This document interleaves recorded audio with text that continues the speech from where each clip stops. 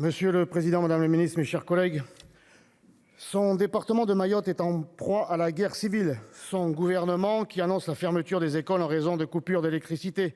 Ses 3 000 milliards d'euros de dette, son système de santé au bord de la faillite, un ensauvagement de son quotidien, son ministre de l'économie qui déclare être à l'euro près. Le premier pays tiers-mondisé que la France devrait aider, mes chers collègues, c'est précisément la France. Mais les crédits de paiement de la mission Aide publique aux pays en développement connaissent une hausse de 16% pour l'année à venir.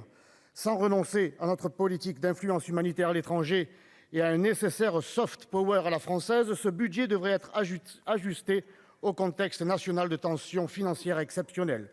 Il m'est impossible de soutenir le projet contesté d'un nouveau siège pour l'Agence française de développement, l'AFD, qui coûterait 1 milliard d'euros aux contribuables français. 1 milliard, c'est ce que Emmanuel Macron a refusé d'investir en 2019 pour financer le nucléaire du futur, sacrifiant ainsi notre indépendance énergétique.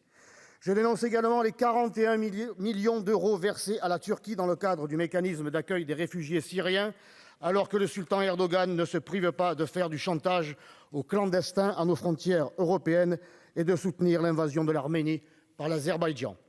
Par ailleurs, je vois mal l'intérêt de financer une aide humanitaire en Afghanistan totalement sous l'emprise des talibans, car nous n'avons aucun contrôle sur la destination de cette aide. Cependant, la question n'est pas uniquement celle de savoir combien nous dépensons, mais comment nous le dépensons. En effet, le retour sur investissement de cette dépense publique est gravement mis en cause. Pour avoir tiré la sonnette d'alarme chaque année, je peux vous dire que je regrette chaque euro dépensé pour le Mali qui nous l'a rendu par la haine de la France, de sa population et de son gouvernement. Cela doit nous servir de leçon. L'aide publique au développement doit être conditionnée à nos intérêts afin de garantir la sécurité de notre territoire en contrôlant les trafics et les flux humains bien en amont. Elle doit être conditionnée à l'acceptation automatique par les États bénéficiaires de leurs étrangers expulsés de notre territoire national. N'ayant pas de conduite à tenir claire, l'AFD ne se soucie pas de soutenir les entreprises et l'industrie française lorsqu'elles financent un projet à l'étranger. C'est tout à fait déplorable. En outre, le président de la République vient de déclarer que la France allait débloquer une enveloppe d'1 milliard d'euros pour aider l'Afrique du Sud à sortir du charbon, alors que ces choix ont entraîné la réouverture de centrales à charbon sur notre sol.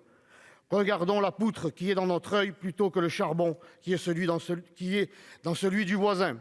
Il y a tant à faire dans notre pays en matière de développement.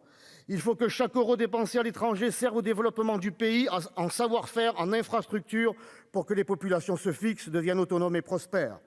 En définitive, favorable à la réduction de la dépense publique, je voterai contre cette mission du projet de loi de finances qui réserve la générosité nationale aux autres plutôt qu'aux nôtres.